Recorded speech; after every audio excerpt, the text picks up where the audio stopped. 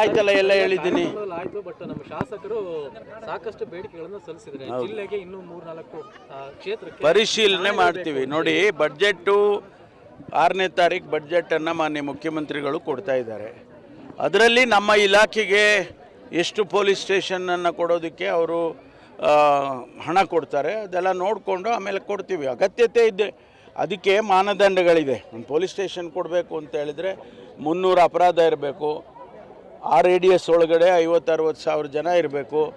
ಆಮೇಲಿಂದ ಅದೇ ಅಪರಾಧಗಳ ಜೊತೆಗೆ ಅಗತ್ಯತೆಗಳು ಇರಬೇಕು. ಇವೆಲ್ಲ ನೋಡಿ ನ್ಯಾಷನಲ್ ಪೊಲೀಸ್ ಕಮಿಷನ್ನವರು ಒಂದಷ್ಟು ಮಾನದಂಡಗಳನ್ನು ಮಾಡಿದ್ದಾರೆ. ಅದನ್ನು ನೋಡಿ ಕೊಡ್ತೀವಿ. ಅಗತ್ಯ ಇದ್ದರೆ ಖಂಡಿತ ಕೊಡ್ತೀವಿ, ಅದರಲ್ಲೇನಿಲ್ಲ.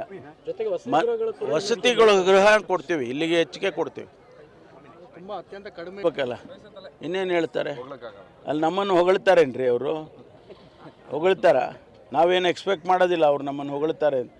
ಆದರೆ ನಮಗೊಂದು ಆತ್ಮಸಾಕ್ಷಿ ಅಂತಿದೆ. ಆ ಆತ್ಮಸಾಕ್ಷಿ ಜನಸಮುದಾಯಕ್ಕೆ ನಾವೇನು ಭರವಸೆ ಕೊಟ್ಟಿದ್ದು ಅದೇ ಅಲ್ವಾ? ಅದನ್ನು ಈಡೇರಿಸೋದು ನಮ್ಮ ಜವಾಬ್ದಾರಿ. ಅದನ್ನು ನಾವು ಮಾಡ್ತೀವಿ. ವಿರೋಧ ಪಕ್ಷದವ್ರು ನೋಡ್ಕೊಂಡಲ್ಲ ಮಾಡೋದು, ಜನಸಮುದಾಯ ನೋಡ್ಕೊಂಡು ಮಾಡ್ತೀವಿ. ಆಯ್ತು, ಮಾಡಲಿ ಅವ್ರು ಮಾಡಲಿ ಅಲ್ಲ, ಅವ್ರನ್ನೇನು ಬೇಡ ಅಂದಿದ್ದೀವ ನಾವು? ಅಲ್ಲ, ಅದು ಬಡ್ಜೆಟ್ ಆದಮೇಲೆ ಗೊತ್ತಾಗುತ್ತಮ್ಮ.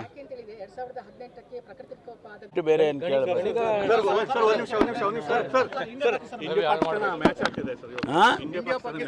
ಹೌದು, ನಾನು ನೋಡಬೇಕು ಅಂತ ಇದ್ದೀನಿ, ಆಗ್ತಾ ಇಲ್ಲ. ಬೇಗ ಹೋಗಿ ನೋಡೋಣ ಅಂತ ಇದ್ದೀನಿ.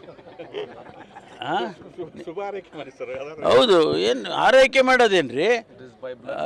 ನಾವು ಏನು ಈ ಹೊಸ್ದಾಗಿ ಹೇಳ್ಬೇಕಾ? India must win and they will win, ಅಷ್ಟೇ. ಆಯ್ತಲ್ಲ, ಎಲ್ಲ ಹೇಳಿದ್ದೀನಿ.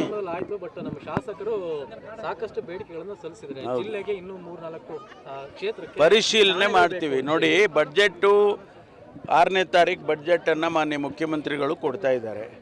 ಅದರಲ್ಲಿ ನಮ್ಮ ಇಲಾಖೆಗೆ ಎಷ್ಟು ಪೊಲೀಸ್ ಸ್ಟೇಷನನ್ನು ಕೊಡೋದಕ್ಕೆ ಅವರು ಹಣ ಕೊಡ್ತಾರೆ ಅದೆಲ್ಲ ನೋಡಿಕೊಂಡು ಆಮೇಲೆ ಕೊಡ್ತೀವಿ. ಅಗತ್ಯತೆ ಇದೆ, ಅದಕ್ಕೆ ಮಾನದಂಡಗಳಿದೆ. ಒಂದು ಪೊಲೀಸ್ ಸ್ಟೇಷನ್ ಕೊಡಬೇಕು ಅಂತ ಹೇಳಿದರೆ 300 ಅಪರಾಧ ಇರಬೇಕು, ಆ ರೇಡಿಯಸ್ ಒಳಗಡೆ 50-60 ಸಾವಿರ ಜನ ಇರಬೇಕು.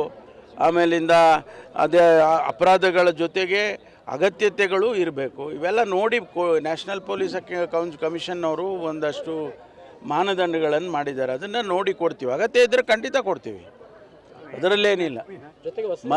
ವಸತಿಗಳು ಗೃಹ ಕೊಡ್ತೀವಿ, ಇಲ್ಲಿಗೆ ಹೆಚ್ಚಿಗೆ ಕೊಡ್ತೀವಿ. ತುಂಬ ಅತ್ಯಂತ ಕಡಿಮೆ